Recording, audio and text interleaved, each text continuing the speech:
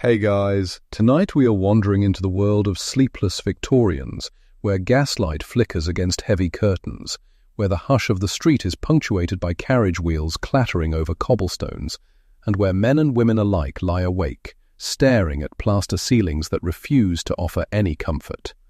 You can picture yourself in one of those creaky old houses, wrapped in stiff bedclothes that itch more than they soothe, listening to the faint tick of a clock that seems to drag the night on forever. You probably won't survive this. Well, not if you had to endure it every single night anyway. So, before you get comfortable, take a moment to like the video and subscribe, but only if you genuinely enjoy what I do here. And if you're listening from somewhere far away, maybe propped against pillows in a bustling city or nestled in a quiet village, drop a comment with your location and local time. I love seeing the map of our sleepy little community stretch across the globe. Now, dim the lights, maybe turn on a fan for that soft background hum, and let's ease into tonight's journey together. You trudge slowly through a Victorian hallway, polished floorboards reflecting the faint orange glow of a gas sconce.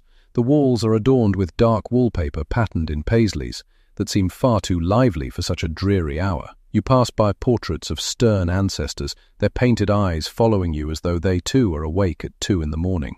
The Victorians knew sleeplessness all too well. Insomnia was a common complaint, so common, in fact, that doctors wrote endless tracts on the subject, and newspapers brimmed with advertisements promising the miracle cure that would finally let the restless body give in. You press your palm against the cool brass handle of a bedroom door and push it open. The room is heavy with curtains, thick enough to block out the rising moon. Feather mattresses sag under their own weight, making you feel as if you've sunk into a bog. Rather than a bed, even the pillows, filled with horsehair or sometimes with wool, resist comfort. No wonder you're awake. Historians still argue whether the Victorians genuinely slept worse than their ancestors, or whether they merely talked about it more, but the evidence of restless nights is clear in their writings, diaries and prescriptions. In one corner of the room sits a nightstand cluttered with bottles. Some are filled with syrupy mixtures labelled soothing cordial or night draught. You squint at the small print that boasts about banishing nervous excitability or calming the constitution. It all sounds fancy until you realize many of these concoctions were sugar water, mixed with alcohol and a hint of dubious herbal tincture. The Victorians didn't exactly shy away from a placebo if it came with a sweet aftertaste. You lie down, the mattress squeaking beneath you, and try to imagine what remedies were actually at hand. The mainstream historical fact is that Victorian physicians believed sleeplessness was not simply a bodily issue, but a moral one. Too much excitement during the day, reading novels late at night, indulging in rich puddings, or even attending noisy theatres, was said to overstimulate the nerves, leaving the mind racing after dark. So, yes, your inability to nod off might have been blamed on that second helping of gooseberry tart. The fringe tidbit, however, is that some households recommended tying a thin strip of raw beefsteak to the forehead as a cooling compress. You can picture yourself lying in bed, looking like you're halfway prepared for a sandwich rather than a slumber. Did it work? Probably not, but it certainly gave the household cat something to look forward to. Victorians were also endlessly fascinated by the environment of the bedroom. You shuffle closer to the heavy curtains, running your fingers over the thick velvet folds. Many guides insisted that bedrooms should be aired nightly, the windows open just a crack to let in fresh air. This sounds wholesome until you remember the average London street outside. Smoke from chimneys, horse manure, and the constant fog of coal dust. Still, doctors prescribed it earnestly. Whether you woke coughing or not, you were expected to feel morally superior for trying. The clock ticks on, and you imagine yourself tossing and turning. Somewhere in another room, the household servant might already be awake, tending to the fire or preparing an early breakfast, while you stare at the ceiling, counting the cracks in the plaster. Insomnia, after all, wasn't limited by class. Even the wealthy, with their plush four-posters and embroidered quilts, confessed to sleepless nights. Some even had entire wings of their mansions designed for rest cures, where silence and dim lighting might help coax the stubborn brain into obedience. One gentle joke slips through your weary mind. Perhaps the Victorians could have solved their problem by simply inventing Netflix and letting the end. Less scroll wear them down into unconsciousness. Instead, they had moral pamphlets and syrup bottles, which somehow don't sound quite as effective. You stretch out under the stiff blankets and think about how the culture of sleeplessness shaped an era. For the Victorians, rest was both a physical necessity and a marker of discipline. Too much sleep and you were slothful, too little and you were decadent or nervous. The balance was elusive, the rules contradictory, and the remedies often laughably impractical. And yet through all the odd experiments, one thing remains constant, that eternal, restless desire you feel even now lying awake, wishing the mind would still itself and drift. You push aside the clutter of bottles on the bedside table and find your hand resting on something heavier, wrapped in old paper labels, a bottle of patent medicine, its glass tinged amber, the liquid inside a murky shade that could either be caramelized sugar or something less appetizing. Victorians adored their patent medicines, and none more than those promising an end to sleepless nights. You pull out the cork, pretend you do at least, and the room immediately fills with an odour halfway between black licorice, raw alcohol, and wet shoe leather. Not exactly soothing. You lift the bottle closer, squint at the lettering, and read bold claims. Restorative syrup for the nervous and sleepless, guaranteed to bring gentle slumber. The guarantee, of course, meant nothing. In the Victorian age, patent medicine advertising was the Wild West. No regulation, no real testing, just bright labels and plenty of promises. You tilt the bottle, imagine sipping. The taste hits your tongue like sticky tar mixed with molasses, leaving behind a coating that clings to your teeth. You cough just as a Victorian insomniac might have coughed, and wonder whether sleepiness was the intended effect or just the natural reaction of your body wanting to shut down to avoid tasting that again. Mainstream fact: many of these syrups contained hefty doses of alcohol, which would indeed lull you into a drowsy stupor. Laudanum, a tincture of opium dissolved in alcohol, was a star ingredient in countless bottles. It dulled pain, quieted the nervous system, and softened anxieties. But it also hooked thousands on nightly doses, leaving the problem of sleeplessness replaced by something far worse: dependence. The quirky tidbit? Some concoctions combined honey with ground pearls or even powdered coral. The idea was that minerals carried calming vibrations. In practice, it meant you were drinking pulverized jewelry. Imagine polishing off your grandmother's necklace, then crawling into bed expecting dreams. Ooh, sparkle. Historians still argue whether Victorian consumers truly believed in the power of these medicines, or whether they were simply willing to suspend disbelief for the sake of hope. After all, when you're lying awake, exhausted from long days and endless duties, you'll try almost anything. You picture yourself now, sitting at a mahogany vanity where dozens of these bottles cluster together like a strange apothecary collection. Morley's Restorative, Dr. James's Nerve Tonic, the great annihilator of wakefulness. You pick one up, shake it, and hear the syrupy slosh. There's a strange comfort in just holding it, the promise, if not the proof, that tonight might be different. Your thoughts drift to the marketing. Victorian newspapers bristled with tiny columns of medical advertisements, most with line drawings of starry-eyed women sinking peacefully into pillows. Each promised restful slumber without risk. Of course, they never mentioned the hangover effect, or the stomachache, or the fact that you might wake 3 hours later with a pounding head and absolutely no memory of how you kicked over the chamber pot. And here comes your first sleepy laugh.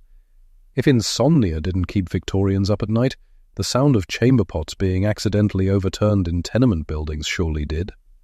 The poor janitors must have had nerves of steel.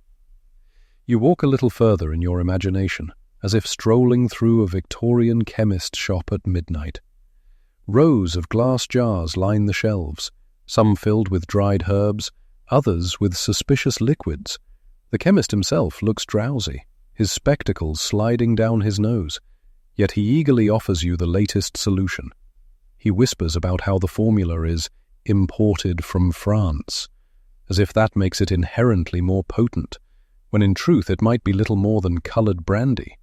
But you hand over your coins anyway, not because you trust it fully, but because the ritual itself, the purchase, the pouring, the swallowing, feels good, else like an act of surrender to sleep, a placebo with a bedtime story attached.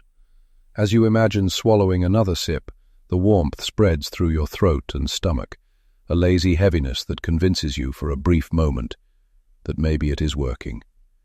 Maybe this time, when you lay your head down, you won't be staring at the ceiling beams. Maybe you'll drift. Maybe the syrup is more than sugar and spice, after all. Another joke drifts in as your eyelids flutter. At this rate, if you downed enough Victorian patent syrup, you wouldn't need sleep. You just need someone to roll you to bed like a barrel of ale. Still, as your body tries to relax, you notice something else. Your heart beats faster, a little irregularly. A reminder that these tonics were often more harmful than helpful. Yet here you are, tucked beneath heavy quilts, hoping the dizziness is the prelude to slumber, not the prelude to something more sinister. The tick of the clock resumes its steady dominance. Outside, the wind. Ow! Carriage wheels grind against cobblestones, a reminder that the city never fully sleeps. You sigh, your hand resting on the bottle's cool glass, and surrender to the odd, syrupy world of Victorian patent medicine, a realm where hope is measured in spoonfuls and dreams are bottled in amber glass. You set the bottle aside and rub your temples, still tasting the sticky sweetness of patent medicine on your tongue. But suppose you're not convinced by those syrupy draughts. You want something more natural, something that whispers of the garden rather than the factory or the apothecary. And so you shuffle across the room to a wooden chest, its lid creaking open to reveal sachets of dried herbs, bundles of lavender tied with ribbon, chamomile heads pressed flat from last summer's harvest, and yes, an unlabeled jar that smells suspiciously like boiled lettuce water. Victorians adored their herbal cures, especially for sleep. They believed that nature provided gentle ways to coax the body into slumber. Tonight you imagine yourself steeping chamomile blossoms in a porcelain teacup, their apple-like scent curling into the air. You take a slow sip. It's soothing, but you can't help but notice the faint taste of dust. That's what happens when herbs sit too long on a shelf. Still, the Victorians insisted it could calm your nervous system and lull you toward dreams. Mainstream fact: lavender was among the most recommended sleep aids. Women often sewed little lavender pillows to tuck under the headrest, or sprinkled lavender oil on linens. Its fragrance filled bedrooms with a floral haze. Doctors wrote approvingly about its sedative qualities. You press your face into such a pillow now, inhaling deeply, and feel a calm that is almost convincing. The quirky tidbit, however, involves lettuce. Yes, plain old lettuce. Some Victorians swore by a concoction called lactocarium, essentially the white sap from lettuce stems, dried and mixed into teas or syrups. They called it lettuce opium, which makes it sound rather daring, though in reality it was more likely to give you stomach cramps than sweet dreams. Still, picture yourself carefully boiling a head of lettuce until the kitchen smells like a damp greenhouse, then drinking the resulting broth with absolute faith. Historian: he still argue whether lettuce ever held any genuine sedative properties, or whether this was pure wishful thinking. Either way, you can't help but chuckle imagining a proper Victorian gentleman, dressed in his nightshirt, sipping lettuce tea with a grave expression, as if it were the height of medical science. You shuffle back to the bed, your hands full of little sachets. You tuck one beneath your pillow, another in the folds of your nightshirt, and scatter a few around the room until the air grows thick with competing scents. Lavender, chamomile, mint, even a bit of valerian root that smells like old socks. It's hard to know whether you're preparing for sleep or for fumigation. Here comes your first sleepy laugh. If the herbs don't work, at least you've managed to repel every moth, flea, and curious neighbor within a 20-foot radius. You lie down again, the scents swirling around you. Your mind drifts to Victorian kitchens, where women brewed these teas late at night, pouring steamy liquid into delicate cups while whispering encouragement to themselves. Just one more sip, and the eyes will grow heavy. Sometimes the ritual itself provided more comfort than the plants ever could. Of course, there were warnings too. Too much valerian, some said, might make you overly drowsy the next day, stumbling through chores like a zombie long before Hollywood invented the term. Chamomile, if steeped too strong, might taste like haywater and turn the stomach. But in a world of uncertainty, herbs carried the promise of gentleness. A contrast to the harsher syrups of the chemist. You hold a sprig of lavender in your hand, rolling it between your fingers until the oils release, and you breathe in the earthy sweetness. For a moment you almost believe. Almost. Then the clock ticks again, and you realize your eyes are still open, your mind still humming, the night still long. Another gentle joke floats by. Maybe the true cure was not the herbs themselves, but the sheer boredom of preparing them. After grinding seeds, boiling water, and straining leaves, you might finally collapse from sheer exhaustion. Still, there's a comfort in this ritual. The Victorians were masters of turning even the simplest acts into ceremonies. Brewing tea for sleep became a kind of gentle rebellion against the sleepless night. You follow their lead, setting your cup aside, your hands warm, your breath carrying traces of lavender and chamomile. The room feels softer now, more forgiving. Perhaps you think, if you just close your eyes a little tighter, the herbs might finally take hold. The clock continues its slow, relentless tick. You lie still, letting the warmth from the valerian tea seep through your chest, and consider what comes next. Sleep hygiene experiments. For Victorians, sleeplessness wasn't simply a matter of medicine, it was a lifestyle problem. You imagine yourself pacing the room, measuring drafts, prodding the mattress, and adjusting the moonlight filtering through heavy curtains. Mainstream fact: Victorian physicians emphasized the importance of routine. A consistent bedtime, modest meals, and a cool, airy bedroom were considered essential. They believed that a predictable schedule trained the nervous system to relax, a concept that sounds remarkably modern when you think about it. You brush your fingers over the mattress and imagine plotting its firmness like a miniature surveyor. The quirky tidbit?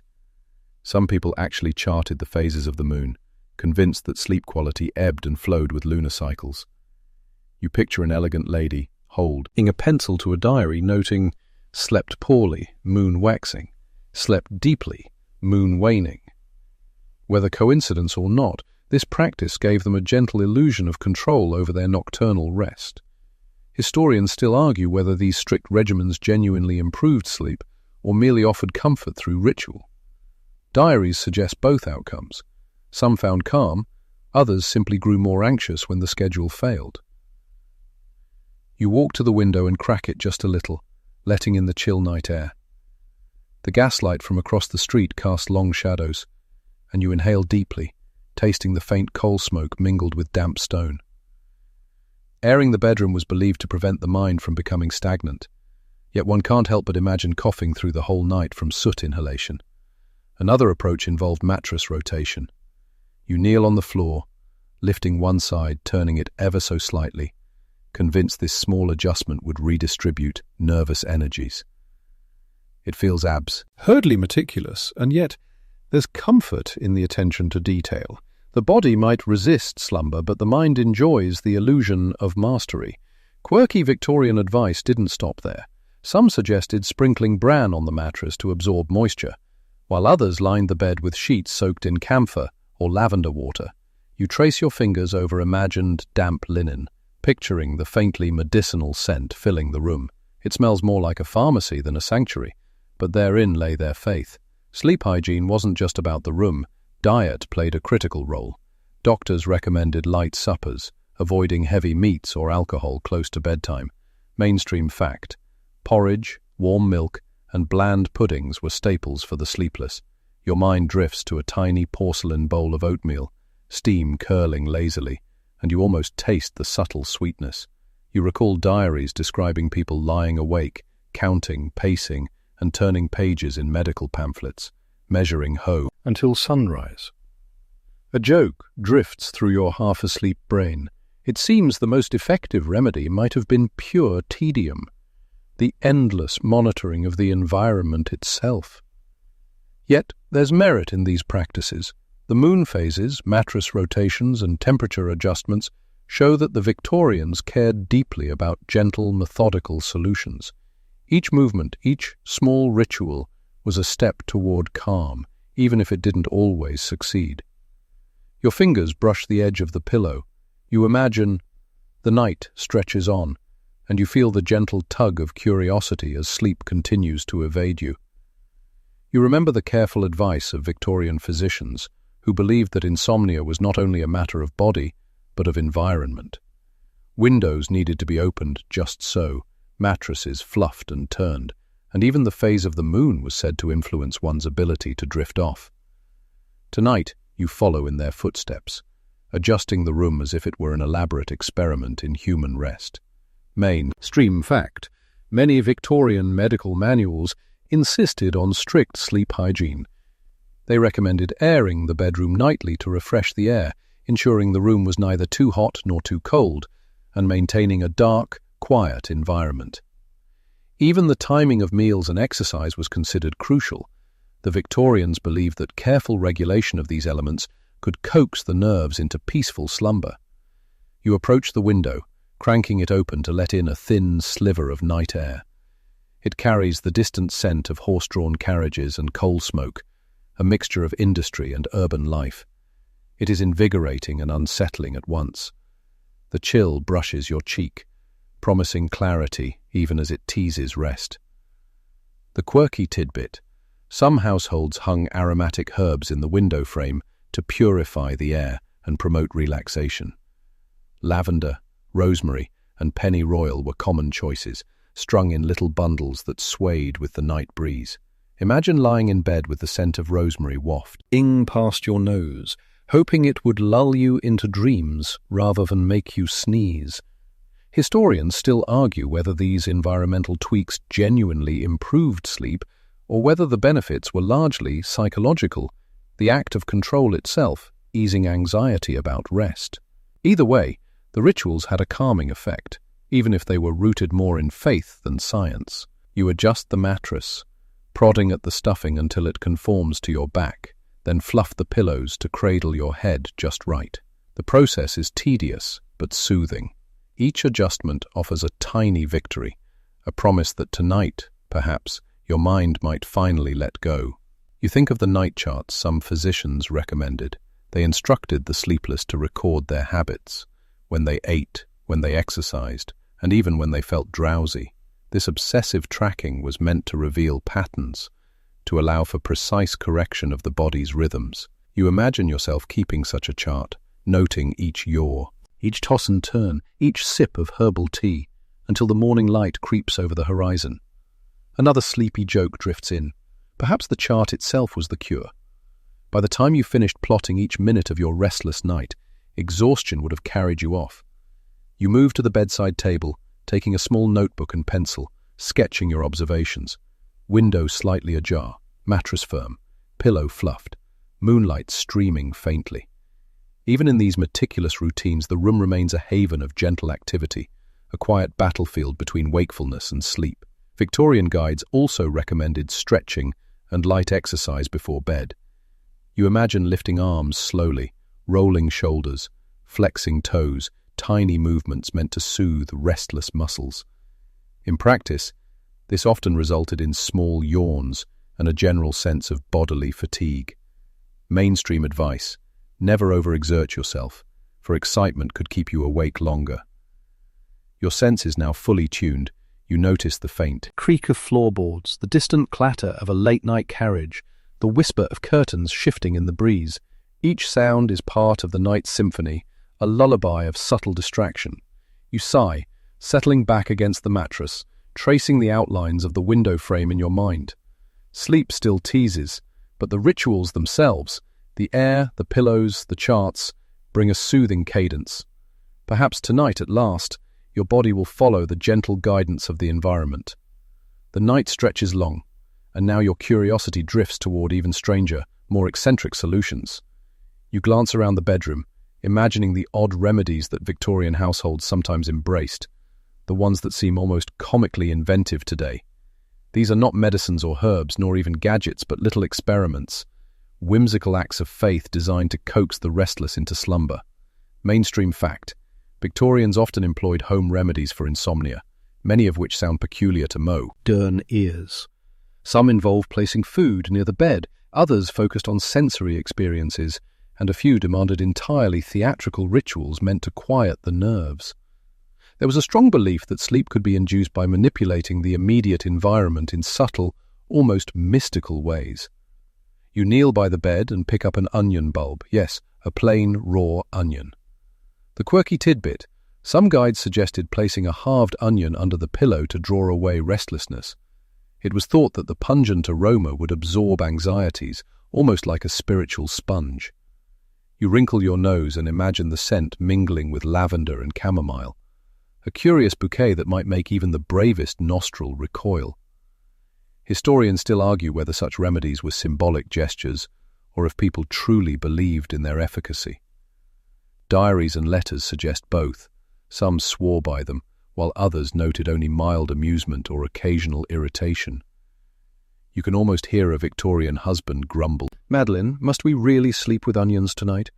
You spot a small dish of vinegar on the nightstand. Another unusual tactic: vinegar-soaked socks.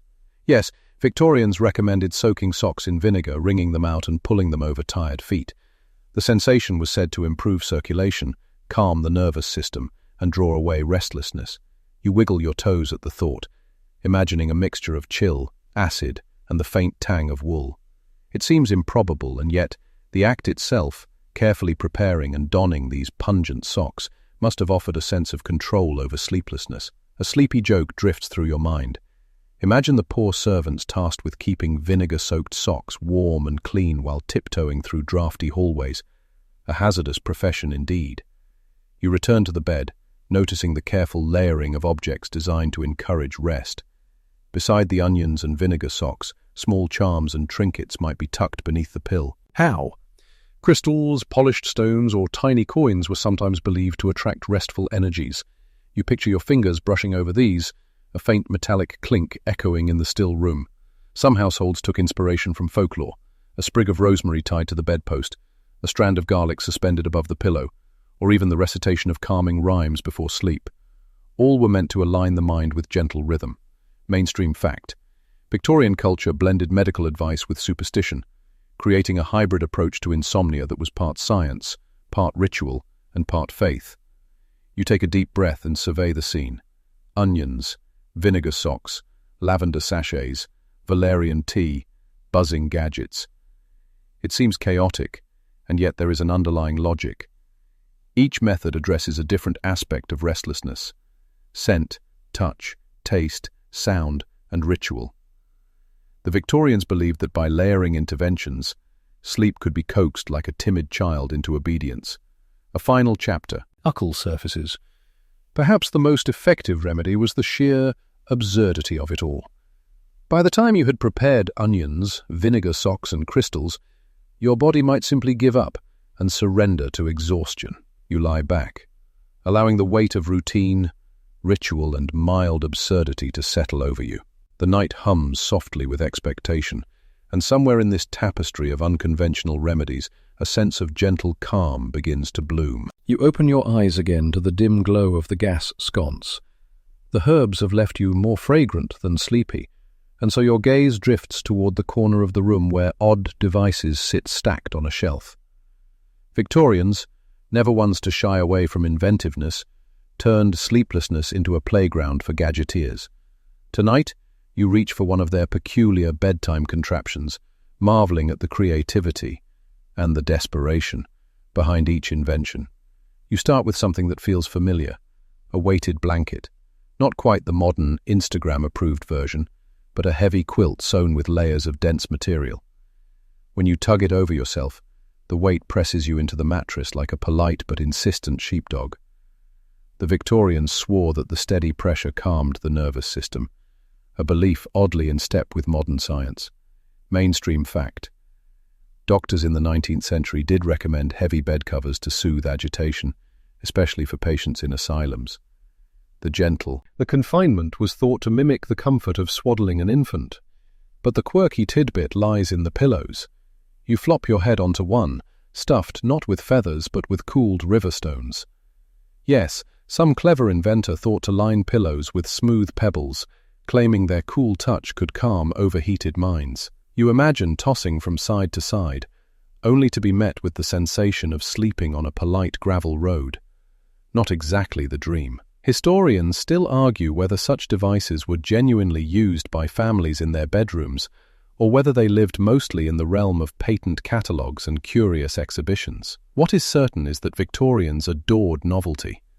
If it could be built, someone would claim it could cure sleeplessness. You pick up another item, a vibrating contraption with brass gears and a hand crank, meant to lull the body with gentle tremors. You place it on your chest, turn the crank, and suddenly you're buzzing like a confused bumblebee under the co. Verse sleep-inducing.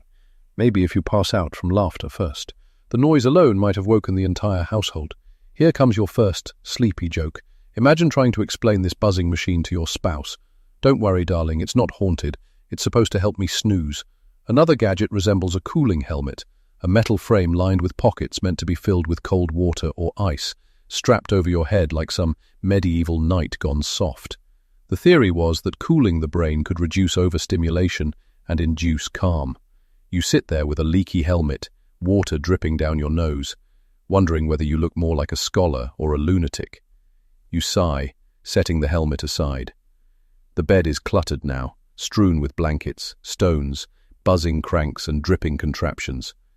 Sleep still evades you, but at least you're entertained. Mainstream fact again.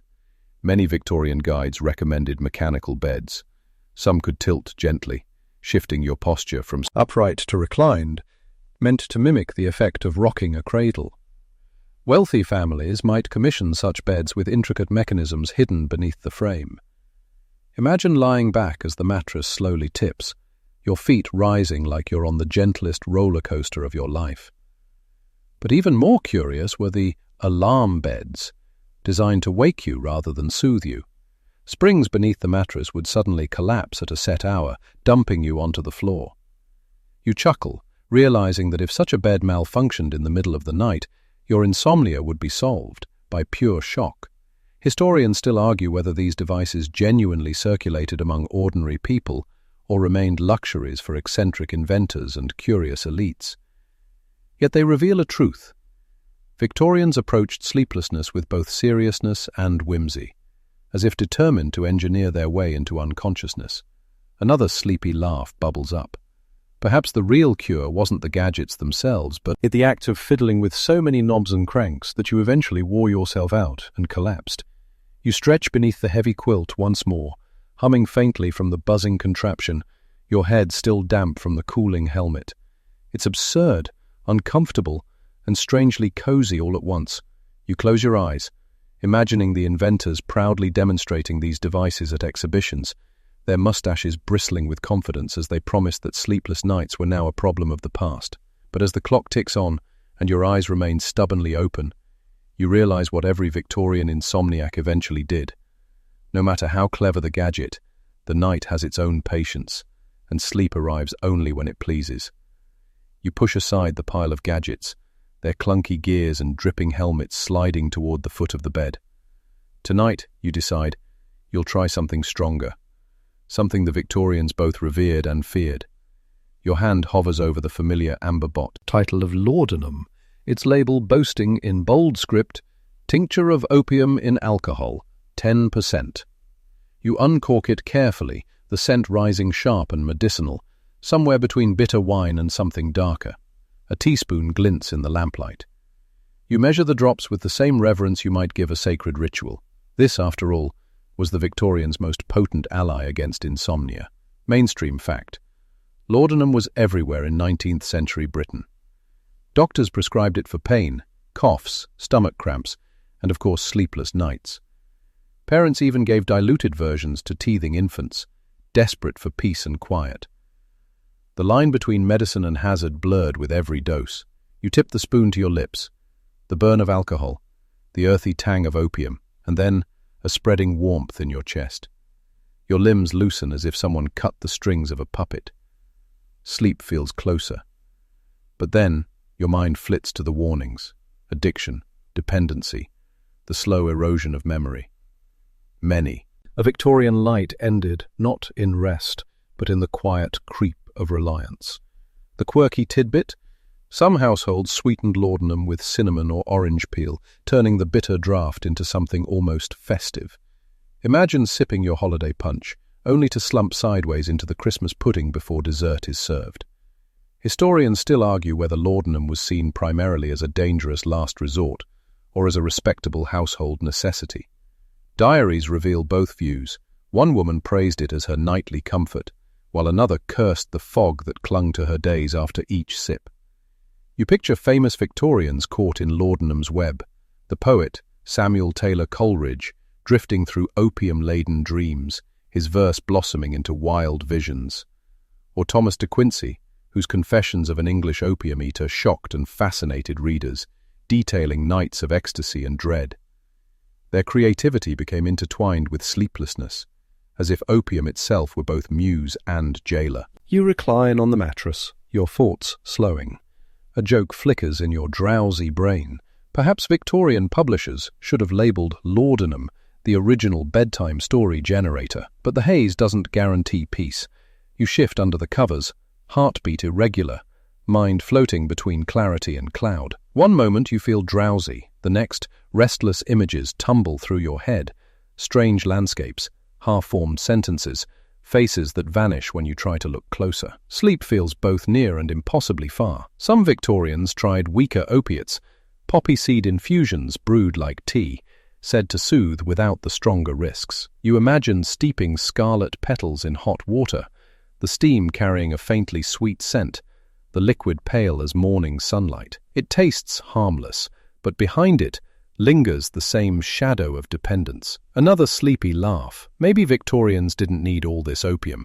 Maybe they just needed earplugs and a decent mattress. But of course selling common sense never made anyone rich. Bottling oblivion did. The clock ticks, steady as ever. You exhale slowly, eyes heavy but still open. The laudanum has left you floating, neither awake nor truly asleep, caught in that strange limbo Victorians knew so well. You think of households across London, each with its own little vial on the mantel, each resident chasing the same elusive promise, that tonight, finally, the darkness will be gentle. And as you turn onto your side, spoon still glistening on the nightstand, you realize the irony. The cure for insomnia may well keep you awake with worry. Still, you pull the blanket closer, deciding that tonight you will surrender, if only to drift in the hazy company of a million other sleepless souls, sipping from amber bottles across the empire. The amber haze lingers. Your head feels both heavy and strangely light, as though your skull is filled with mist. For Victorians, laudanum was rarely the end of the story. It was only one tool in a cluttered case. Binnet of remedies. If it didn't work, there were still dozens of strange solutions waiting, each promising peace. You push the bottle aside, unsettled by its potency. Instead, you reach for something gentler. Valerian root. The Victorians called it nature's opium. It grew in cottage gardens, tall stems crowned with clusters of white and pink blossoms. Apothecaries dried the root, ground it, and steeped it into a pungent tea. Mainstream fact. Valerian has been used since ancient Greece as a calming herb, but in the 19th century it found a new market among anxious Victorians.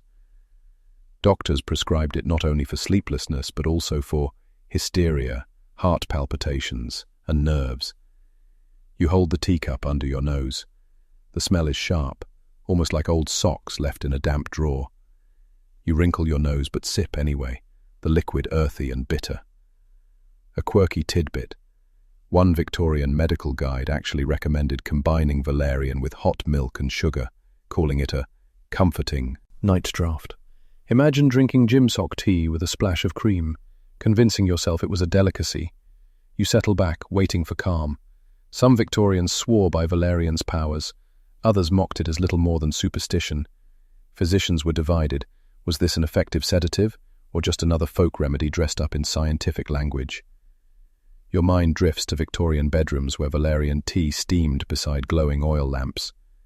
The sound of a distant carriage rattled through cobbled streets, while someone sat clutching their teacup, praying sleep would come. A small detail from diaries. Many women preferred valerian because it felt cleaner than opium, less sinful. In an age obsessed with morality, even medicine had to carry a reputation. As you drowse, another odd story surfaces. Cats were wildly attracted to valerian root, much like they are to catnip today. Some households complained their cats would dig up the plants in the garden, roll in them, or even try to steal dried root from the pantry. Imagine a sleepless Victorian woman carefully measuring her bedtime remedy, only to have her cat leap onto the table and swat the root across the floor in a frenzy. You chuckle, then yawn. Your eyelids sink lower. Maybe valerian is working, or maybe you're just exhausted from all these experiments. A final sip, warm and bitter, slides down your throat. You place the empty cup on the nightstand. The clock ticks steadily, filling the silence. Your heartbeat slows. But true rest still eludes you. Like every Victorian insomniac, you find yourself caught between hope and frustration, between herbal promises and restless doubts. In this haze, one thought lingers. Perhaps it isn't about the remedies at all. Perhaps it's about surrender, the willingness to lie quietly, to accept that sleep comes not as a command but as a gift. Still, before you can surrender, curiosity tugs again. What else did the Victorians try? Surely there must have been stranger, even more desperate cures lurking in their nightstands. You sigh, turn your face to the pillow, and wait. Somewhere between the bitter tea and the ticking clock, another chapter of remedies is waiting to be tested. Your eyes feel heavy now, but curiosity won't let you drift just yet. You turn toward another curious Victorian approach, the power of sound. If medicine, herbs, and gadgets weren't enough, the Victorians turned to music, poetry, and white noise to lull themselves into slumber. Imagine the faint rustle of pages in a thick novel, the soft strumming of a harp in the corner, or a distant clock echoing in rhythm with your heartbeat.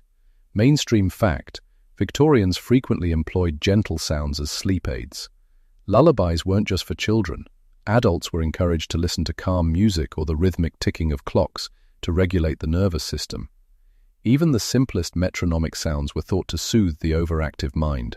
The quirky tidbit: some households actually installed small water features or fountains in the bedroom, letting the gentle drip and splash provide a natural white noise. You imagine a miniature marble basin on the windowsill, droplets falling at irregular intervals. Ervils, a lullaby of their own design. The sound is oddly comforting, like rain on a tin roof or the occasional distant carriage wheel. Historians still argue whether these interventions genuinely induced sleep, or merely provided a structured auditory environment that felt calming. Diaries from the era reveal mixed results. Some found genuine relief, while others remained wide-eyed despite the soft symphony of sounds. You move closer to a bedside table, running your fingers over a music box with delicate brass gears. As you turn the key, a tinkling melody fills the room. The sound is soothing, but there's a slight catch. The repetitive nature can become almost hypnotic, leaving the listener teetering between wakefulness and sleep. Another sleepy joke drifts through your mind. Perhaps the true cure for insomnia was accidentally nodding off mid-tune and letting the music box continue unsupervised for hours. Poetry also played a role. Gentle recitation of verse, either aloud or silently, was considered a tool to distract from anxious thoughts.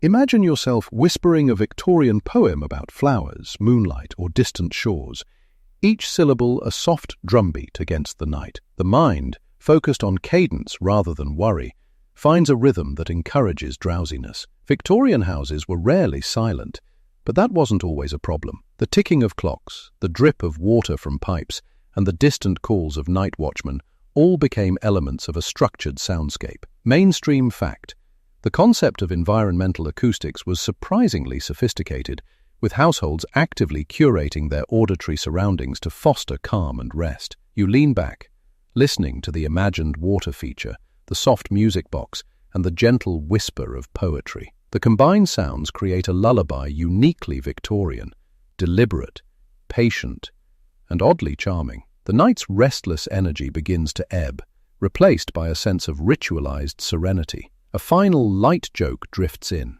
Imagine if modern sleep apps had Victorian sensibilities. ambient carriage wheels, intermittent cat meows, and a sprinkling of onion aroma for authenticity. Somehow, it might just work.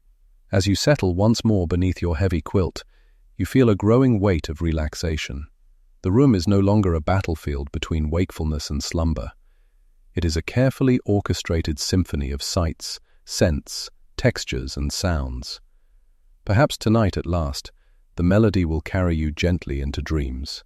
You shift beneath the blankets, the soft rustle of sheets mingling with the imagined soundscape you've constructed. But sleep remains elusive, teasing you like a shy ghost.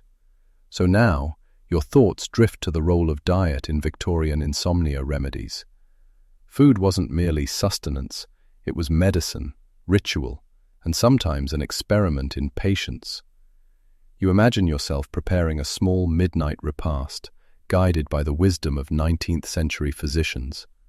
Mainstream fact: Victorians emphasized 8. Easily digestible evening meals to avoid overloading the stomach. Porridges, broths, milk and puddings were common recommendations. A heavy supper, particularly one rich in meat or spices, was considered a surefire way to keep you tossing until dawn. You scoop a spoonful of warm oatmeal into a tiny bowl, inhaling the faint nutty aroma, and feel a small measure of calm settle in your chest. The quirky tidbit: some guides suggested sprinkling nutmeg or cinnamon onto your porridge as a mild sedative. Nutmeg, in large quantities, is actually hallucinogenic, but Victorian writers never cautioned against excess. You imagine a sleepy grin forming as you picture an unsuspecting insomniac adding generous pinches to their nightly porridge, unknowingly wandering the boundary between comfort and chaos. Historians still argue whether such culinary recommendations genuinely aided sleep or if their benefits were largely psychological. Diaries from the period suggest both.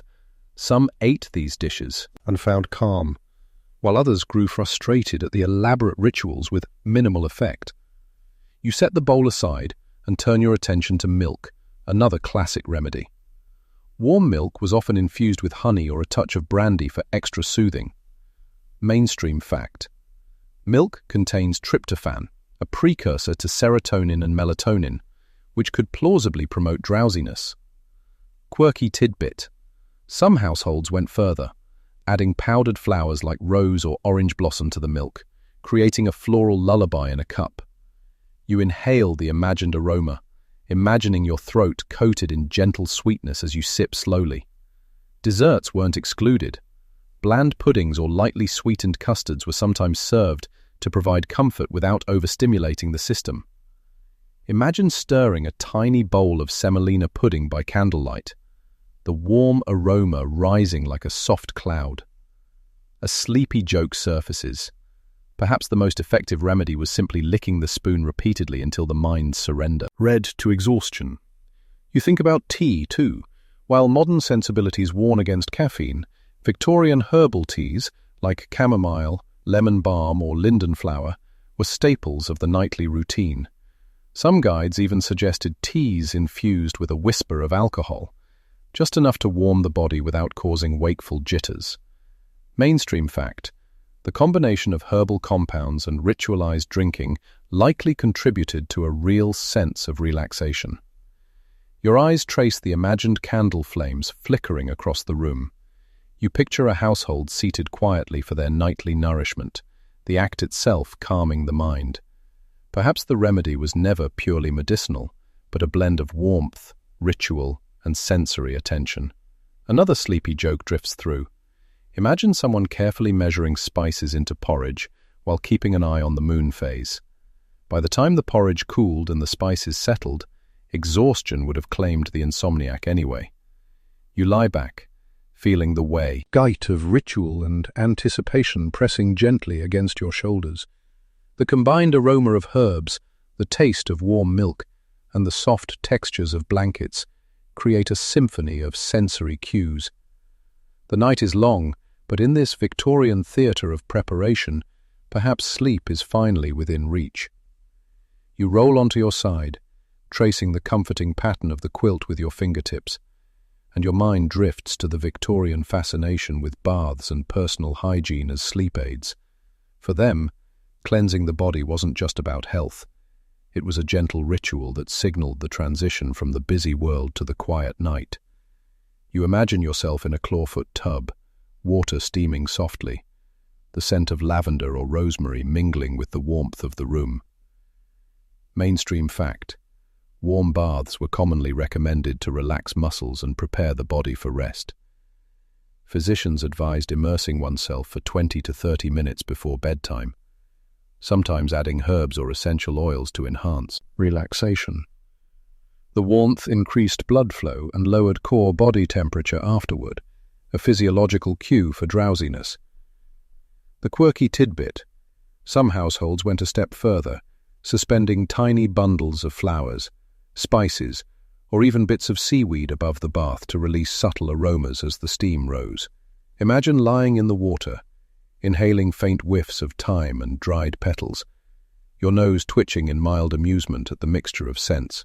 Historians still argue whether these aromatic add-ons genuinely promoted sleep, or were primarily a form of self-indulgence and sensory theatre. Diaries suggest both outcomes, with some describing blissful relaxation, and others noting distraction or mild irritation. After the bath, Victorians emphasized careful drying and gentle dressing. Linen or cotton nightclothes were preferred for their breathability. Mainstream fact: natural fibers help regulate body temperature, which could assist in achieving more restful sleep. The quirky tidbit: some people lightly dusted themselves with talc or fine powder infused with lavender or rosewater to prolong the calming scent through the night. You imagine your hands brushing over your arms, releasing delicate clouds of powder that settle onto the sheets. Foot care was equally meticulous. Some guides suggested a brief foot massage or soaking feet in warm water infused with calming herbs. Your imagination paints a scene: socks gently massaged, toes flexed and released, the subtle warmth creeping up the legs, signaling the body to prepare for rest. Sleep experts of the time were particularly attentive to the sequence of nightly rituals. Historians still argue whether Victorian methods were genuinely effective or if the psychological comfort of routine was the primary factor. You picture families adhering to a strict order: bath, brush, herbal tea, journal, bed. Each step a gentle nudge towards surrendering to the night. A sleepy joke flickers through your mind. Imagine someone meticulously arranging flower bundles in the bath, only to discover the cat has leaped in and is now tangled in rosemary and rose petals. Chaos ensues, but at least it's aromatic. The bath ritual often extended to shared remedies. Couples might soak together in modestly curtained tubs, exchanging whispered encouragements. Soon we'll drift away. Children, meanwhile, sometimes enjoyed miniature baths with scented oils, a nightly adventure in preparation for sleep. Finally, you return to bed, the room filled with imagined warmth, scent, and tactile comfort. The combination of herbs, warm milk, structured rituals, and cleansing baths begins to create a sense of anticipation for rest rather than anxiety over wakefulness. You nestle under the quilt, stretching limbs and letting your body sink into the mattress, the weight of preparation and anticipation pressing gently into relaxation. Another sleepy chuckle surfaces. Perhaps the most potent sleep aid of all was simply the act of caring for oneself, with attention, ritual, and a touch of Victorian eccentricity. Tonight, your body may finally acknowledge the invitation to drift. Your eyes grow heavier, yet the mind wanders once more, this time to the peculiar Victorian fascination with early nighttime reading. Books were considered both entertainment and therapy, and a careful choice of text could be the difference between restlessness and gentle dozing.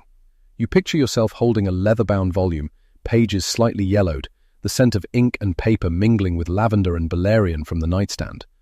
Mainstream fact: reading before bed was widely recommended in Victorian households, particularly light literature, poetry, or religious texts. The act of focusing on gentle words and rhythmic sentences was believed to calm the overactive mind.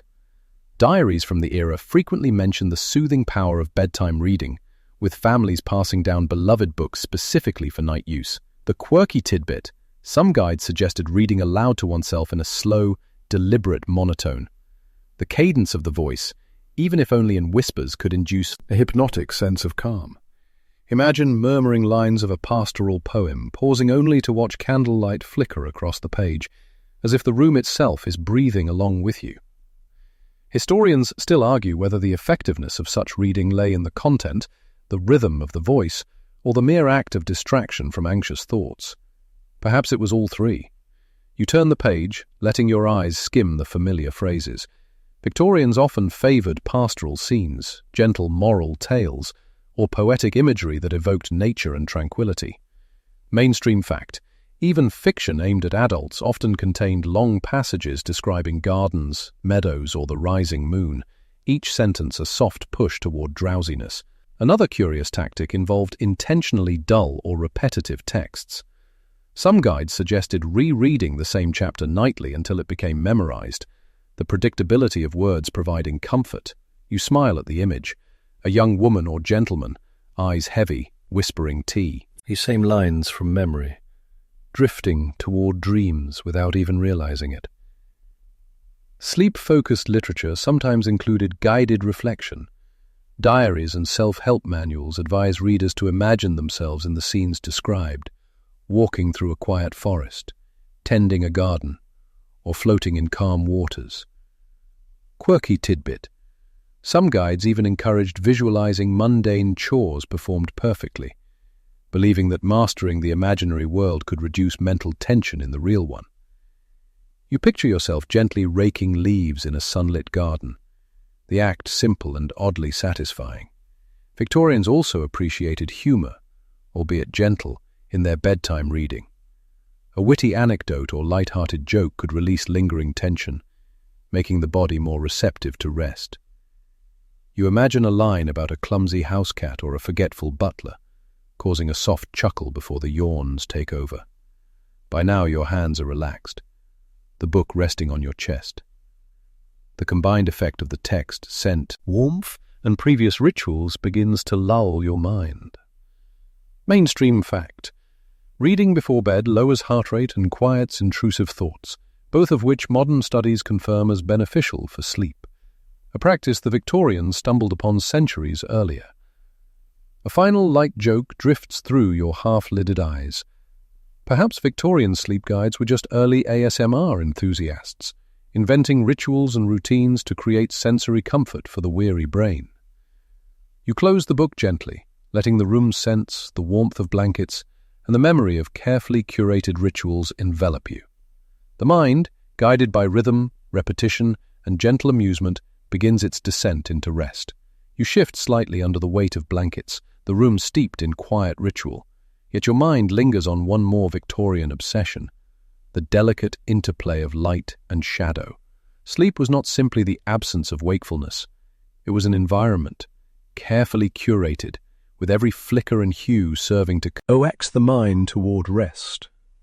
You imagine the soft glow of a single gas lamp, its flames dancing lazily across wallpaper patterns, mingling with the moonlight spilling through lace curtains. Mainstream fact: Victorians were remarkably attentive to lighting. They avoided harsh illumination before bed, favouring dim, indirect light sources to prevent overstimulation of the nervous system. Gas lamps and shaded candles were common, providing a warm, comforting ambience that encouraged drowsiness. The quirky tidbit: some households employed coloured glass shades, amber, rose, or soft green, believing that gentle hues could soothe the eyes and influence mood. You picture your own bedroom transformed by this spectrum of subtle colour, the walls bathed in a muted symphony of light that shifts as the lamp flickers. Historians still argue whether these aesthetic interventions genuinely affected sleep physiology or simply created a calming psychological environment. Diaries suggest both. Some insomniacs swore by the tinted lamps, while others found the extra fuss distracting. Victorians also experimented with window coverings. Heavy drapes blocked the excess brightness of street lamps, while lace panels diffused moonlight into soft, feathered patterns. You imagine the shadows dancing across your face, tracing unfamiliar shapes, and find yourself smiling gently. There's humour in being soothed by something so utterly decorative, yet effective. Another curious tactic involved the shadow play technique.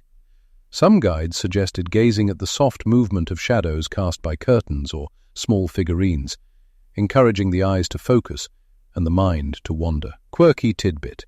It was said that repetitive observation of gentle, shifting silhouettes could mimic a meditative state, almost like a Victorian mindfulness exercise. You let your gaze drift over imagined shadows. A rocking horse, a vase, the silhouette of a cat stretching in the corner. Music still whispered in your memory from earlier actions. The gentle tinkle of a music box, the rustle of pages, and now the interplay of light adds another layer of gentle orchestration. Mainstream fact. Sensory layering combining light, sound and scent was a subtle but deliberate part of Victorian sleep strategy, designed to create an environment conducive to calm and eventually rest. A soft, sleepy joke comes to mind. Perhaps the Victorians were the original interior designers for insomnia, arranging light, texture, scent and sound into a carefully orchestrated lullaby. You adjust your pillow slightly, noticing how the shadows fall differently as you shift. The amber hue of the lamp seems warmer against your skin, the moonlight cooler and distant, like a quiet companion watching over the room. The room is no longer just a bedroom, it is a curated sanctuary for the fragile art of sleep. Finally, you realize how much effort has gone into creating this environment. The baths, teas, gadgets, herbs, rituals, and now light. Each element contributes to a subtle layering of comfort, coaxing body and mind towards surrender. You close your eyes, letting the amber glow fade from your awareness, and feel the room embracing you with quiet, patient hands. Your body is heavy now, lulled by the accumulation of rituals, smells, sounds, and soft light. Yet one more Victorian obsession drifts into your consciousness. Mental exercises designed to tire the mind just enough to invite sleep. The Victorians believed that the nervous system could be guided not only by external cues, but also by internal contemplation. You imagine yourself lying on the bed, tracing patterns in the air with a fingertip, or counting shadows on the ceiling, letting the mind drift over gentle, deliberate exercises. Mainstream fact. Mental distraction and controlled thought were recognized techniques for combating insomnia. Victorian guides recommended focusing on calming images, repetitive mental calculations, or slowly reciting poetry to quieter, acing thoughts. Such exercises were thought to wear out the conscious mind without alarming the nervous system. The quirky tidbit. Some people mentally rehearsed tedious household tasks, folding laundry, sweeping the floor, or arranging books in extreme detail, imagining every step. This was believed to tire the mind into obedience. You picture yourself counting each fold of an imaginary shirt, or tracking the alignment of invisible books on a distant shelf, a surprisingly effective form of cognitive lullaby. Historians still argue whether such mental exercises genuinely hastened sleep, or were more a reflection of Victorian ingenuity in providing structure for anxious minds. Diaries suggest that the monotony itself could induce drowsiness, though results varied. Another curious method involved visualizing distant landscapes. Some guides instructed readers to imagine walking along gentle rivers, through quiet gardens, or across serene meadows. You picture yourself stepping barefoot into a dew-covered meadow, the grass brushing softly against your ankles, and the sun sinking slowly, shadows lengthening in calming patterns. Mainstream fact. Visualization techniques are still recommended today as a cognitive tool for insomnia, centuries after Victorian guides extolled their virtues. A sleepy joke surfaces. Perhaps Victorian mental exercises were the original ASMR videos, imaginative, repetitive, and oddly mesmerizing. You trace your finger along the quilt, imagining each stitch a tiny tree in your imaginary forest, each fold a hill to traverse. Victorian guides also emphasized gentle reflection, focusing on gratitude, simple pleasures, or past triumphs to quiet worry. Diaries recount individuals lying in the dark, recounting a perfectly folded napkin or a successful dinner, turning mundane acts into a meditative prelude to sleep. You imagine your own achievements, tiny or grand, floating like clouds, weightless and comforting. Sound, scent and touch converge with these mental exercises. You feel the warmth of blankets, the faint aroma of herbs and the gentle hum of the room settle into your body. The mind begins to drift naturally toward unconsciousness, guided by repetition, visualization, and tactile comfort. Finally, as your eyes flutter and your breathing slows, you realize that the combination of rituals, environment, and gentle mental focus forms a delicate orchestra. The Victorians may have overcomplicated it at times, but their meticulous care created spaces where the mind could finally relax. A last soft joke drifts through your half-conscious mind. If someone from the 19th century peeked in now, they might nod approvingly at your careful attention to comfort, even if you'd skipped the onions and vinegar socks. You feel the tipping point approaching, where preparation and patience meet surrender.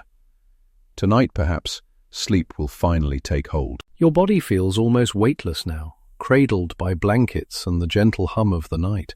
All the previous rituals, the baths, teas, music, herbs, mattress fluffing, light adjustment, and mental exercises, have done their work, layering calm like the softest quilt. You sense that the final piece of the Victorian insomnia puzzle lies in surrender, allowing yourself to drift without expectation, letting sleep arrive on its own terms. Mainstream fact: Victorian sleep manuals often concluded with advice on mental surrender, emphasizing patience and gentle acceptance of the night. They believed that forcing sleep created resistance, whereas yielding to the quiet of darkness encouraged natural rest. You picture yourself lying perfectly still, counting neither sheep nor minutes, simply noticing the steady rhythm of your breath. The quirky tidbit: some guides suggested imagining oneself shrinking to the size of a doll and slowly floating down into a soft mattress, as if descending into a pad. Dream world.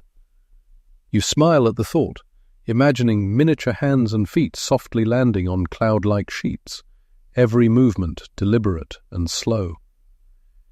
Historians still argue whether these imaginative exercises were essential, or if the comfort of ritual alone accounted for improved rest. Diaries hint at both. Some swore by fanciful mental imagery, while others merely appreciated the quiet structure it imposed. You inhale deeply, letting the scents of lavender, rosemary, and valerian mingle, the warmth of blankets and mattress gently pressing into your limbs. The room hums softly with residual sounds: a distant carriage, the subtle creak of floorboards, and the imagined tinkle of a music box winding down. Every element is layered perfectly, like a symphony composed to lull the mind. Another gentle joke drifts through. Perhaps the greatest Victorian invention was the art of making ordinary life extraordinarily elaborate, all in the service of catching a few hours of elusive sleep. You notice the interplay of light and shadow across the walls, amber tones fading into soft darkness. Your eyelids are heavy. The rhythmic rise and fall of your chest is steady, comforting. The imagined meadows, meticulously folded laundry, and half-sipped teas blend with the scents, sounds, and textures. All converge to guide your consciousness downward, softly, patiently. Finally, you allow your mind to wander freely, embracing both the ritual and the surrender. The nervous energy that once kept you alert dissolves into warmth and calm. The meticulous attention to detail, the gentle humor, and the strange, wonderful eccentricities of Victorian life now serve a single purpose: to ease you into rest. The night stretches softly around you, endless and tender. You feel your thoughts blur into slow-motion images: a cat curled up on a lavender pillow, a music box softly tinkling, shadows swaying gently on the walls. Each fragment is a brushstroke in the final lullaby. And now, with a slow exhale, you sink fully into the embrace of sleep, the world narrowing to sensation, ritual, and gentle surrender. The Victorians would have approved. Wind down, approximately 300 words. Breathe deeply. Feel the weight of your body pressing into the mattress, soft sheets cradling your limbs, the warmth of blankets flowing through you.